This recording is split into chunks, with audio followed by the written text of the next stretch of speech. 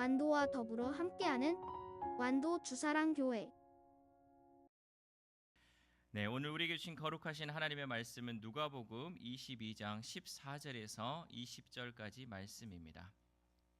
누가복음 22장 14절에서 20절까지 우리 하나님 말씀을 한 절씩 교독해서 읽겠습니다.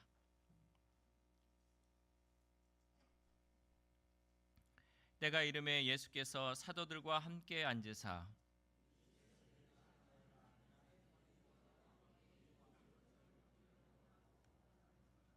내가 너희에게 이르노니 이 유월절이 하나님의 나라에서 이루기까지 다시 먹지 아니하리라 하시고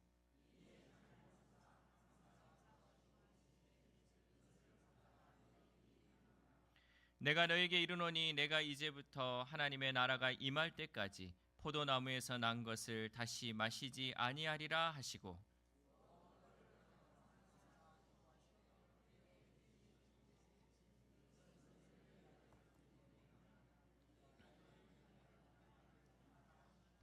함께 읽겠습니다.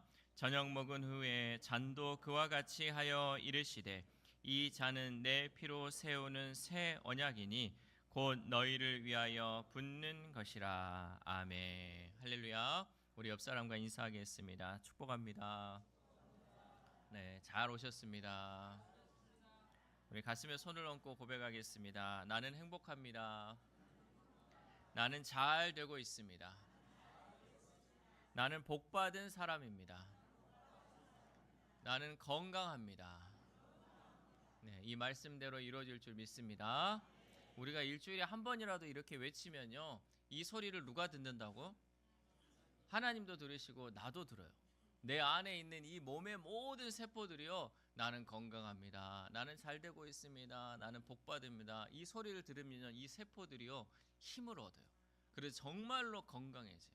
우리가 예전에 이런 실험들을 많이 했었죠. 뭐 물을 떠다 놓고 또 밥을 이렇게 놔두면서도 거기다가 사랑해, 행복해 이렇게 하면요, 이 밥에 피는 곰팡이가 아주 예쁘게 펴요.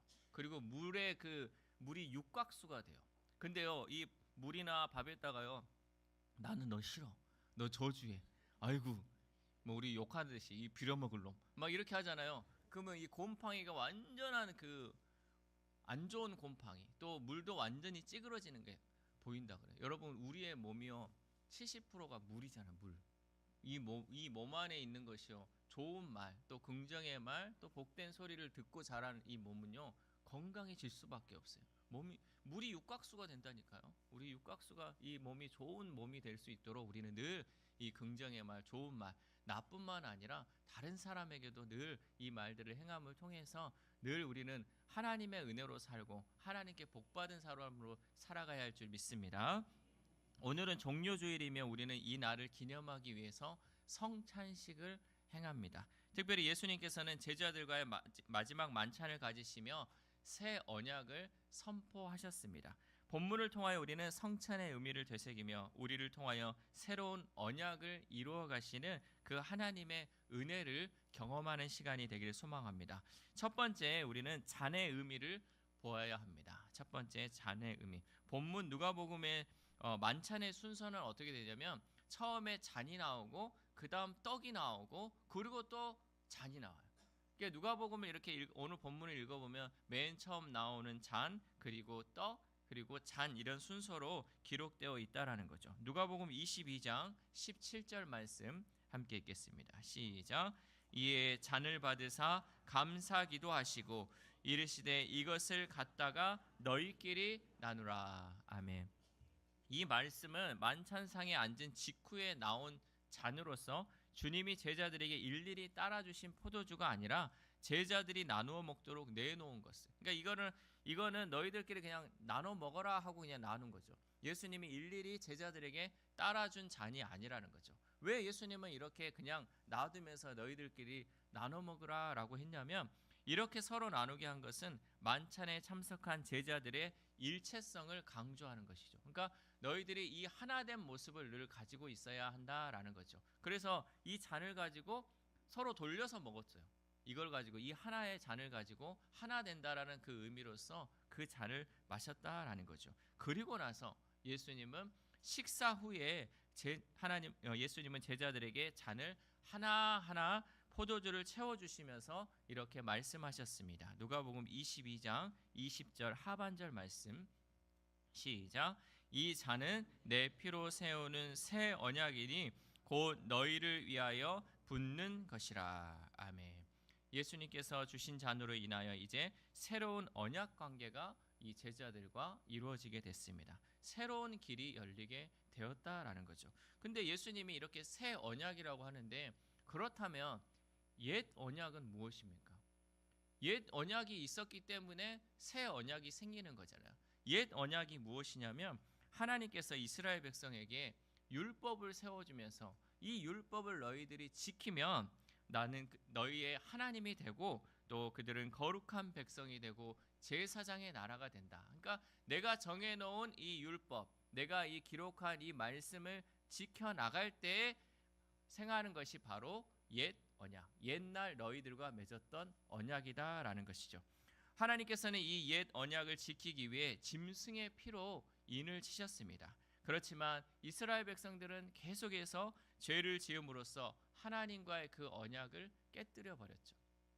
이것을 지켜야지, 이것을 통해서 약속을 가지고 또 이 언약을 통해서 나는 너희의 하나님이 되고 내 백성이 되게 하겠다 하셨는데, 계속해서 죄를 지어서 이 언약을, 옛 언약을 지키지 못했다라는 거죠. 그때마다 하나님과의 그 화해를 위해서 대속의 희생물 곧 피가 요구되었습니다. 그래서 제사장들이 이 양과 소와 비둘기를 잡아서 그 피를 통해서 이 우리의 죄를 씻어서 다시금 하나님과의 화해 관계를 맺기 위해서 계속해서 피 흘림의 그 제사가 필요했다라는 거죠. 죄인들을 대신해서 무고한 이 짐승들이 피를 흘리는 일이 계속적으로 반복되었다라는 거죠.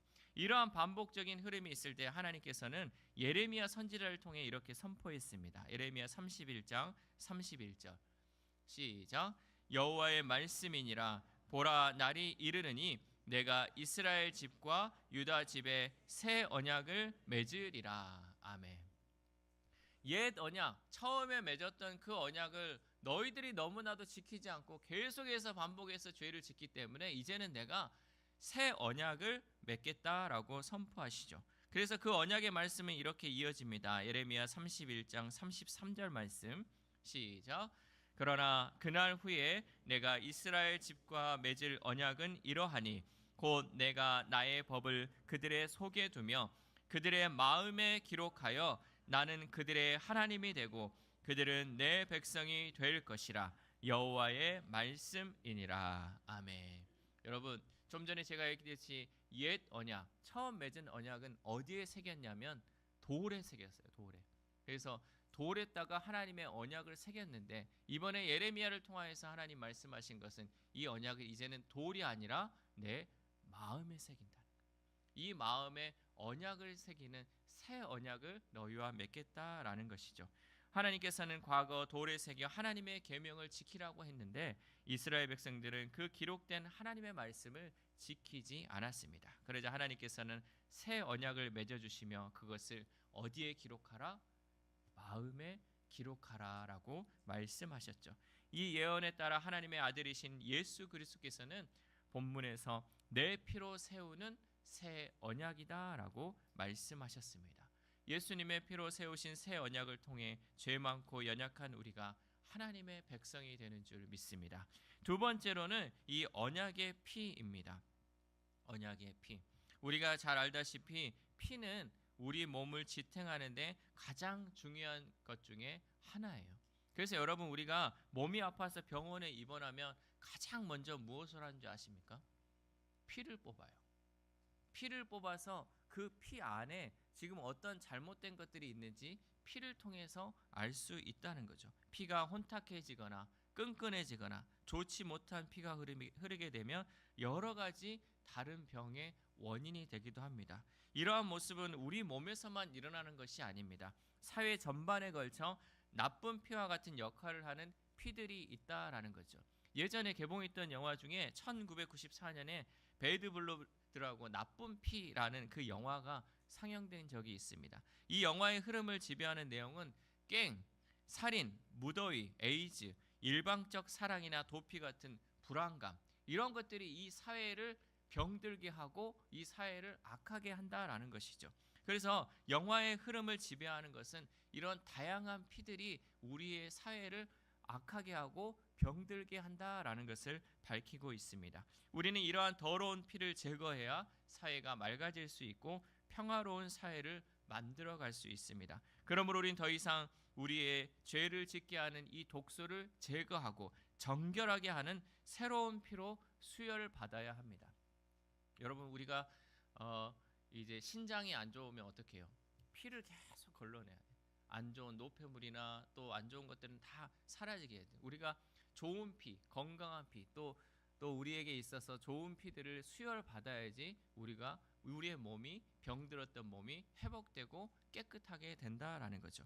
그렇다면 우리에게 있어서 새로운 피는 무엇일까요? 우리에게 있어서 새로운 피는 바로 예수 그리스도의 보혈인 줄 믿습니다. 예수 그리스도의 보혈의 피를 우리가 수혈 받아야지 우리의 약했던 것들, 우리의 병들었던 몸이 다시금 회복되는 줄 믿습니다. 그 피에는 여러분 생명이 있어요.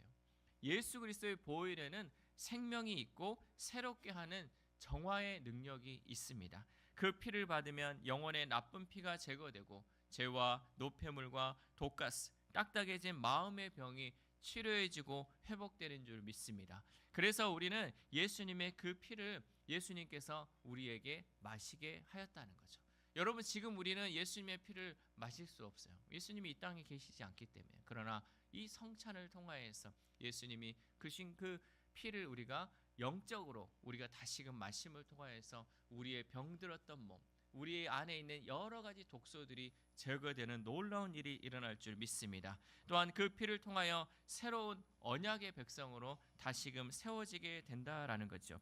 성찬에서 마시는 자는 비록 우리가 한 잔에 불과하지만 하나님께서 주시는 은혜는 폭포수와 같은 힘이 있고 능력이 있는 줄 믿습니다. 우리 먹는 이 잔은 작은 양밖에 안 돼요. 그러나 이것이 우리 몸에 흐를 때는 하나님의 은혜가 폭포수와 같은 큰 은혜로 우리 가운데 흐르게 될 줄 믿습니다. 그래야 새로운 존재, 새로운 피조물이 되게 하셔서 오직 예수 그리스도의 중심의 삶으로 변화시켜 주시는 줄 믿습니다. 마지막으로는 구원의 피입니다.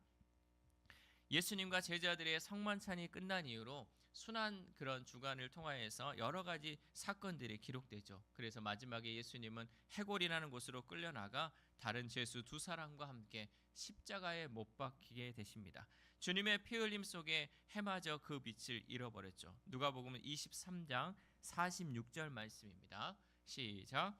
예수께서 큰 소리로 불러 이르시되 아버지, 내 영혼을 아버지 손에 부탁하나이다 하고 이 말씀을 하신 후 숨지시니라. 아멘. 그때 사람들은 비록 알지 못했지만 부활의 은혜를 경험한 후에 비로소 깨닫게 된 진리가 있었습니다. 주님께서 피 흘림으로 하신 이 말씀은 그 피로 세우신 영원한 구원의 언약이라는 사실입니다. 결국 예수님의 피는 우리를 살리는 새로운 생명의 피인 줄 믿습니다. 사랑하는 우리 수사랑교회 성도 여러분, 우리는 다시 한번 기억해야 합니다. 우리를 살리기 위해 약속하신 언약의 피, 그리고 구원의 피를 기억해야 합니다.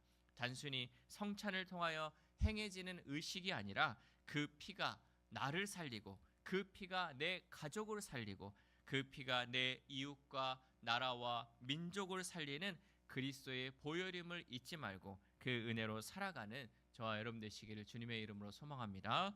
기도하겠습니다. 하나님 감사합니다. 우리에게 새 언약의 피를 주셔서 감사를 드립니다.